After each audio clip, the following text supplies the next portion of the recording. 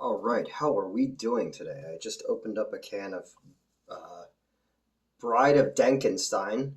I got it because it has the Bride of Frankenstein on it. We went to a place called Shangy's that's near the studio, and it's a beer emporium. And I'm not really an IPA guy, but like they literally have everything you can imagine in there. So I run around and got all the cans that had like horror shit on them. There was like the Hoppy Horror Picture Show, and it's the Rocky Horror one. So I opened this up tonight. Thank you, Shangy's, for having cool shit. Anything with the Bride of Frankenstein on, I usually get. But we're not here to talk about Frankenstein today. We are here to talk about May the 4th, and May the 4th be with you, and also with you. Star Wars, and I thought I'd game the algorithm. But before we get started today, I wanted to give two thank yous. First, my buddy Race in Arizona, the guy who came out to the AC HorrorCon, the one I met on that Reddit group that hates me, he sent me this in the mail.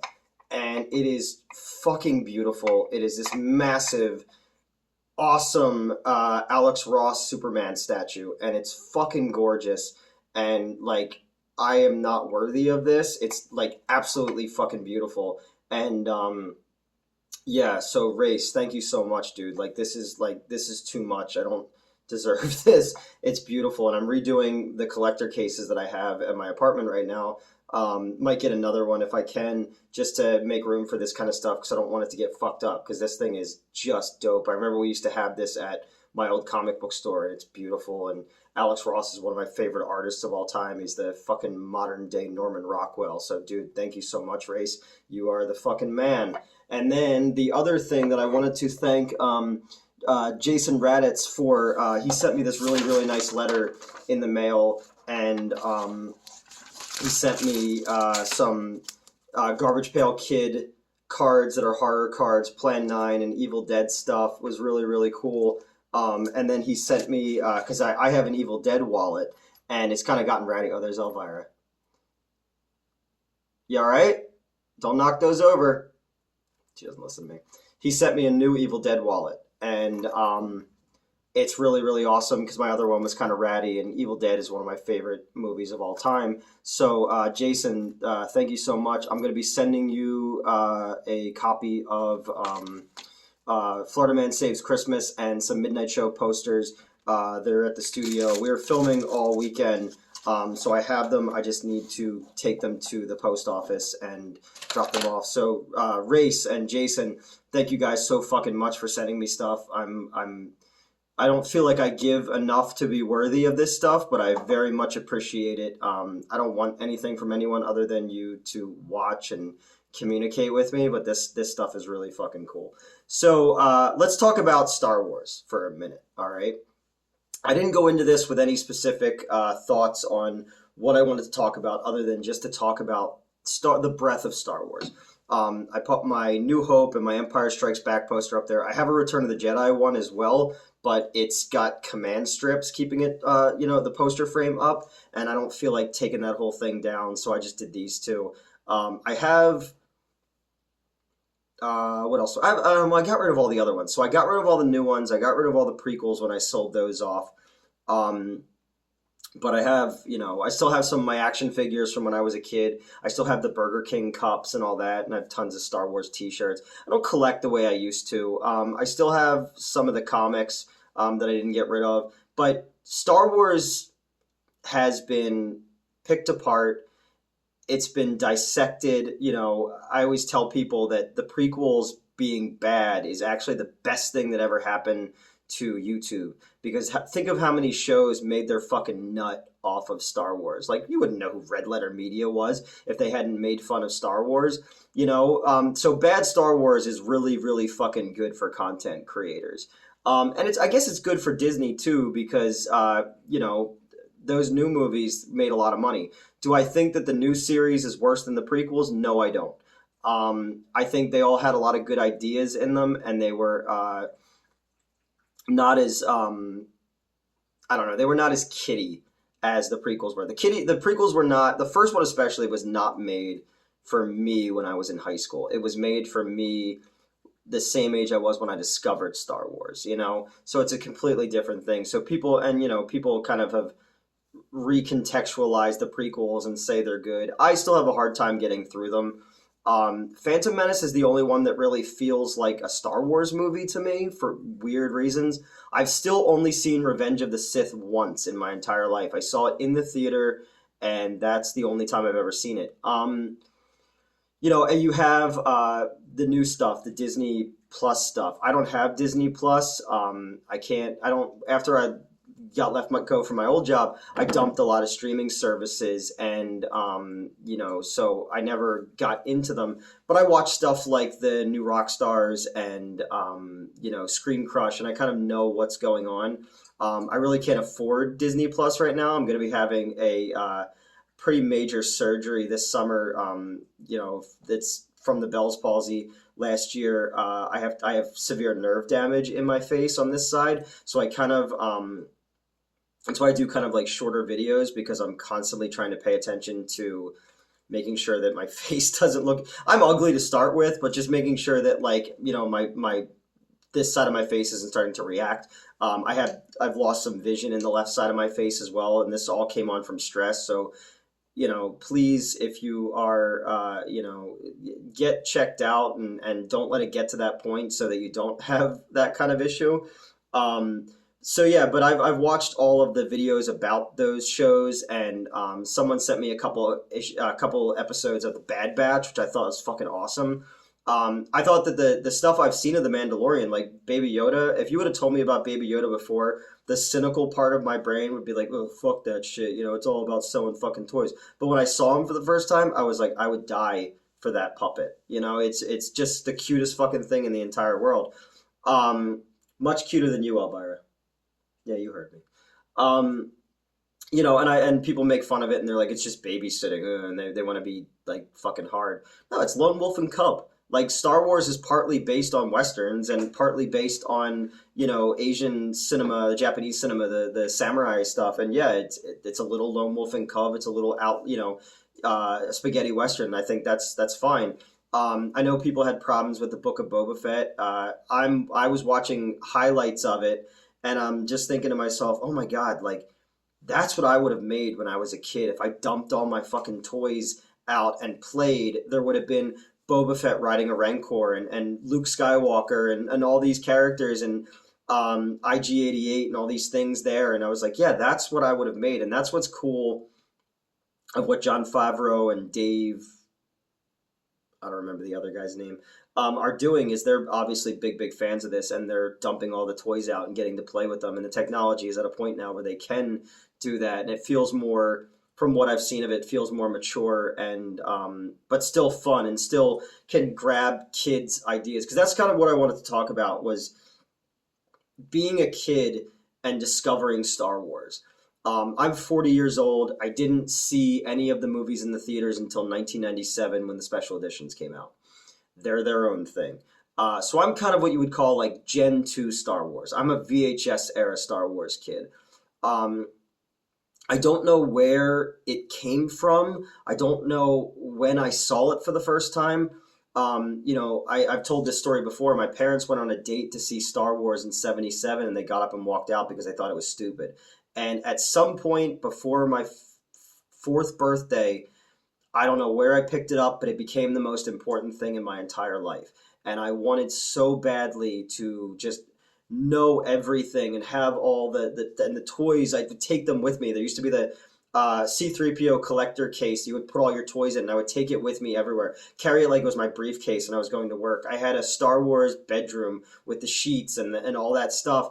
You know, I used to I took the up broom handle and the rubber grips off a bicycle, and I used that as the hilt, and I made my own lightsaber, and we used to play Star Wars in the backyard. And that was what, you know, in the Batman video I talk about. 89 Batman was the movie that introduced me to the behind the scenes of what it took to make a movie and made me want to know more about it. Return of the Jedi, probably, which is, you know, it's the weakest of the three in the original series. Um, it's the movie that made me like I wanted to play that. I wanted to live that. I wanted to have my own adventures with Star Wars, and everyone in the neighborhood, we would play Star Wars, and everybody would be a character. And my dog, I had a dog named Rambo, and he was Chewbacca, and I was Han Solo. You know, and when I was a little kid, I just thought like he was the coolest fucking dude in the entire world. It reminds me of the movie 500 Days of Summer. After Joseph Gordon-Levitt has sex with Summer the first time, and they have that musical number, and he's all cool, and he looks at his reflection in the mirror, and he's fucking Han Solo. Like, I thought one day I would have that, and I didn't grow. I'm more of Salacious Crumb looking than Harrison Ford looking, unfortunately. Um, but you know, I wanted to be the coolest fucking dude who was always in control and was swarmy and cocksure and all that stuff. So I wanted to be Han Solo so badly, and you know, and read the comics and played with the toys and had my own adventures because at that time there was three movies. There was the Marvel comics, and there was the droids cartoon and the Ewoks cartoon, and then there was the two Ewok adventure movies. But that's it. That's all we had for canon, and because there was all these strange background characters and things that were mentioned that were never explored, your imagination allowed you to fill in the gaps to that thing. And nowadays, every background character has a backstory and there's an extended universe novel about that stuff. But when you're a kid and you see it for the first time and you see the Mos Eisley Cantina, and I always like telling people like who've never watched Star Wars before, like to explain things to them. My friend who I used to do the other show with, she had never seen Star Wars before she started hanging out with me, and we watched all three of the prequels in one day. And then we watched the other series. This is back when she was in college. And I remember telling her that like the bar music is called jizz, and that's stuff like that. But you watch that movie as a kid and you see the Mos Eisley Cantina and you're like, there's a fucking werewolf and there's a devil. Who are those guys? And my brain was just like on fire with how they fit into this universe. And we used to just play and pretend that character was so and so and they fit into this and and I remember getting a copy of Splinter in the Mind's Eye at a... Elvira, what are you doing? The box that Superman came in is on the floor right here because I had to take out the trash because I've been filming all weekend, and now she's playing in it because she's an idiot.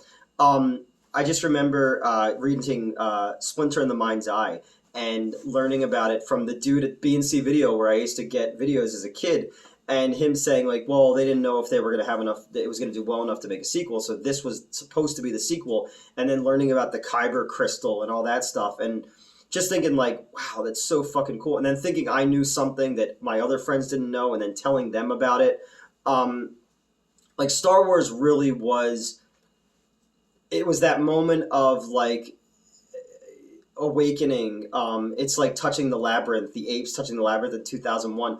All of a sudden you could create all these ideas in your head and write your own stories. I used to write my own Star Wars. I used to have all these I used to have when I was young and we'd like go hang out at my grandparents' house or like that. We always have like these notepads and I would write my own Star Wars stories and then I would like take them home and then like my friends, we would put on like Star Wars plays and shit like that when we were like really little because it was so big.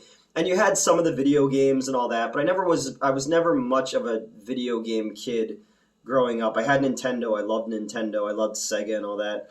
But I really liked being outside and creating my own stories. And that's kind of what I do now is like when I'm writing things, I often think about like what it would have been like to play. Well, I guess I do. I get to play with my friends and like we get to wear funny costumes and pretend to be other people and so much of what I'm trying to do as a writer or whatever comes from Star Wars. And there's so many people who are the same way. They were introduced to this other universe and then you work backwards in it. You got to know Flash Gordon, you got to know the movies that Kurosawa and all these things that inspired Westerns, all these things that inspired Star Wars, you start to kind of work your way backwards. But as a kid, it was your gateway drug to all of those things. And I know people who are way more fucking into this than I ever fucking could be.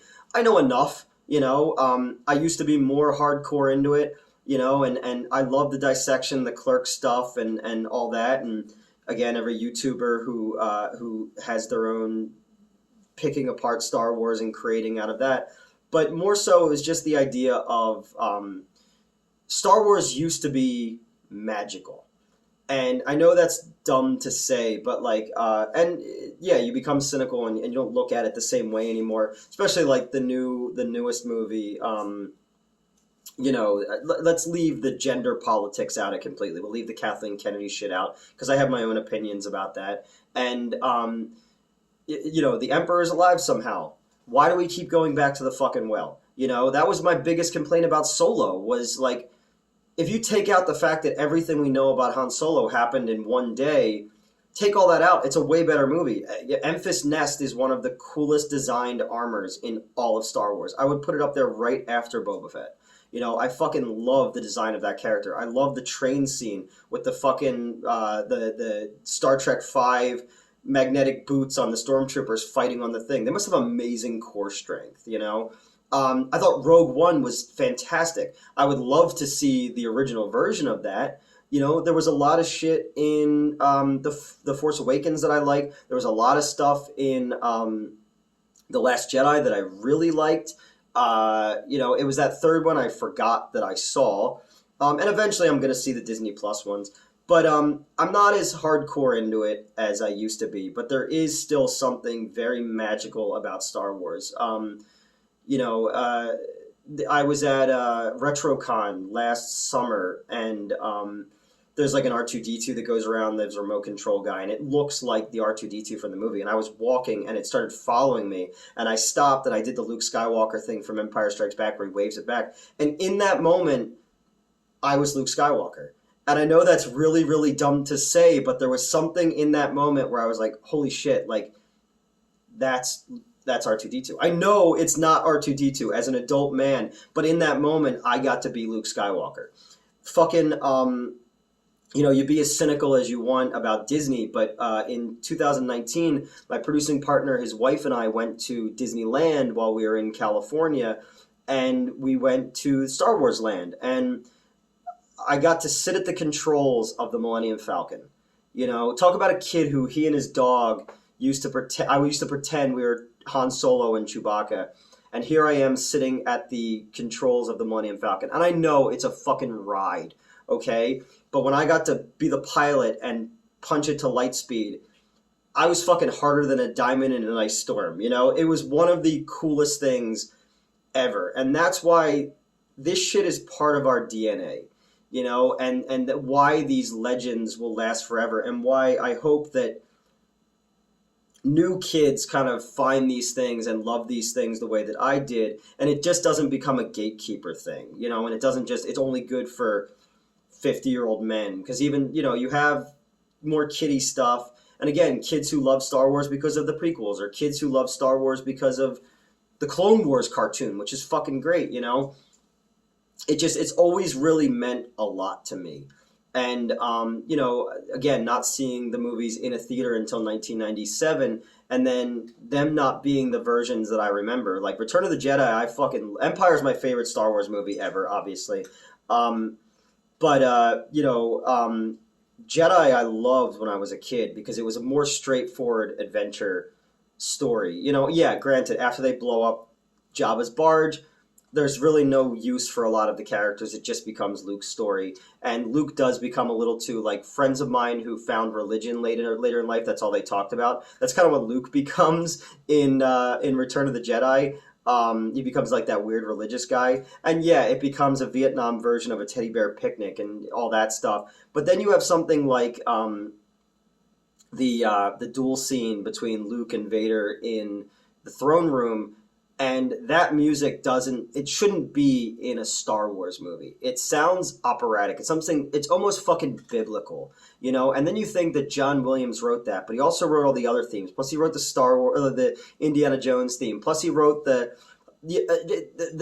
fucking Superman theme. And you go, it's not fair, like, that someone is that fucking brilliant and created so many things that when I die, those sounds and those scores and these images will be in my head. They will be part of the last synapses that fire in my head. And even if I've drifted away from Star Wars a little bit over the years and I've become a little bit colder to the business of it, it still holds power and it still brings me back to a time in my life that was magical, you know. And that's what I'll always have from Star Wars, is there always will be a part of it that reminds me to want to create and want to write and want to make things. Like, you know, when I wrote Planet Frankenstein, I thought about Star Wars a lot. They mention in A New Hope, they mention the Clone Wars. And we're like, what the fuck is the Clone Wars? And it introduces these ideas in your head.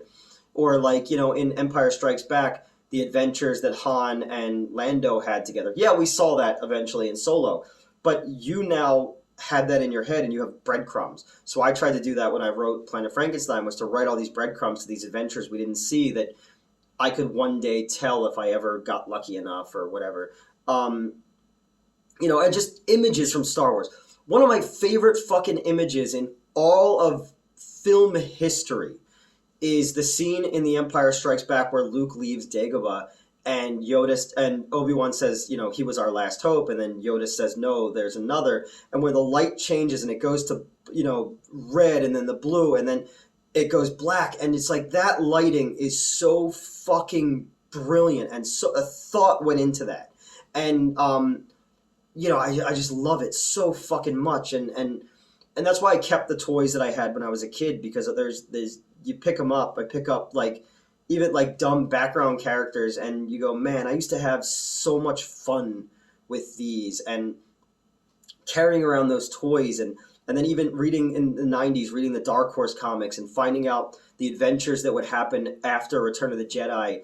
And you know, it's always powerful, it's always special, you know, and I can strip away the Disney business, Kathleen Kennedy prequel, red letter media bullshit, and go, there is still something pure and special there, and an imagination that, say what you want about George Lucas, you know, the dude lit the fire that allowed a Ralph McQuarrie and people like that to come in and create these these images and these sounds that they're going to last so much fucking longer than we ever will. You know, Star Wars is going to be around forever. And like, you know, these people, like, you know, when you know, people start dying, like Carrie Fisher dies and Peter Mayhew dies and Kenny Baker dies, like, it's weird to say, but they feel like they're people you knew, and they're not, you know. But again, I think about when someone said, like, you know, how do you mourn a legend? You know, and it's not, they're not an actor. They've transcended that, and they've become something bigger, something that will live on forever, you know, and their image will forever be ingrained into the DNA of not even pop culture. We can't even say pop culture anymore because it transcends that. Because every fucking part of the universe knows these images, and even if you don't like Star Wars, you're aware of Star Wars. You know. So yeah, I just wanted to kind of get on real quick and just ramble about what it did mean to me and what it still means to me today. Like, I love, you know, when I talk to my brother's kids and I can like tell them about Star Wars, because the little boy Bryson has gotten into Star Wars and he's like 5 now, and like to tell them, oh, that character's that person and they do this and that, and they're like, wait, what, really? And you know, I got to see through his eyes the no, I am your father scene, and I literally would give anything to go back and relive that myself or see my expression to that, because I don't remember it, and I fucking wish that I did, you know. Because it was like finding out that a family member lied to you. As a kid, I remember I don't remember when it happened, but I remember telling my cousin Bernadette about it and being like shaken by it, you know. And I don't know, it's just weird to think about it. And because through osmosis, everyone knows it anymore. It's like you know, Bruce Willis was dead the whole time at the end of Sixth Sense thing, but like him seeing it was amazing, and it literally, like, I got emotional over it, and it's stupid. It's it's a movie, you know, but it's so much bigger than that, and it means so much to so many people. And as hard as I want to be and pick apart Star Wars and make fun of Star Wars and talk about all the inconsistencies, we were just at the studio earlier today. Oh no. We were just at the studio earlier today and we were talking about, like, shit in the prequel and making fun of it and saying, well, that doesn't make sense, and talking about stuff. I always say to people, the person most responsible for bringing down the Empire wasn't Luke or anyone like that. It was the dude who didn't shoot the pod with R2D2 and C3PO out of the fucking sky, because he set everything into motion in New Hope. Yeah, like, if I had the chance to thank George Lucas, I would. Say what you want about the fucking dude, but, like, he created something which is so much bigger than all of us. And Mark Hamill and Harrison Ford, like, they are like members of your family. And that's weird to say, but deep down, it's strange how much time I've spent with those fictional characters, these actors portraying these things, and it brings me back to a better time, and it reminds me of what it's like to still be optimistic and still be impressionable and still be like, your mind is a sponge and sucking it all in. And you say, one day, I tell my mom, like, one day I'm gonna fucking make, not fucking, I didn't say fucking, but I'm like, one day I'm gonna make something like that. I'm gonna tell a story like that. I'm gonna make a comic book. I'm gonna make a movie or whatever. And I just remember, like, as a kid, and then seeing Batman, obviously I was like, okay, well, this is how you do it. And then actually seeing there was a Star Wars VHS tape from the probably like the 90s when they put out the box set that had like the making of the three movies. And a lot of times you could say, like, when you know how the sausage is made, you don't want to eat it, but this, like, it actually was more inspiring, because I'm like, shit, like, this dude had a fucking idea, and all of these creative people came together and made this thing that is bigger than life, and it's crazy, and it never fails to inspire me when I think about certain things, and no matter how jaded I become, there will always be that spark in there, and it's really cool. And I want to know, what's your favorite Star Wars? What's the thing that got you into Star Wars? What's the thing that got you out of Star Wars? Because there were times when I was definitely out of it. After the prequels, I felt like a fucking battered wife, but I kept coming back to it, or spouse there, because there is, female toxicity as well, as we're seeing from the Johnny Depp thing. And the new Star Wars movies, where no woman who makes a bad choice is punished, but every man's a fucking idiot. That bugged me a little bit. I believe in representation, and I want all that in there, but not at the expense of just pushing an agenda over storytelling. The prequels were CGI, computers over storytelling, and these were agenda over storytelling. And I feel like that's why so many people rejected them, because there wasn't the same kind of planning in there. And the third movie was just such an afterthought for fucking everybody. J.J. Abrams was like, oh, I don't care, just did, yeah, all right, he's alive somehow here, yeah. You want less Rose? Here's less Rose, whatever, Then again, in the second movie, when fucking Finn and Rose go to the casino world level from Sonic the Hedgehog, you could have taken all that shit out of there, and you would have made the film would have had more brevity to it. But yeah, so that's it. That's my talking about Star Wars for 30 minutes. I could probably go on longer and longer, but there's nothing I can say about Star Wars that someone else hasn't already said. I don't have as much shit as I used to have Star Wars wise. I got rid of a lot of it. I had a ton of Phantom Menace stuff for a video I was supposed to shoot with people I used to work with, and I never got any of that back, but I heard they made a video and used a lot of that stuff. If I had any tea, I would spill it. So that's it. That's my Star Wars video. And again, thank you, Jason. Thank you, Race, for sending me this cool ass shit. And I'm gonna go put my posters back on the wall in my bedroom. And I will see you next Wednesday.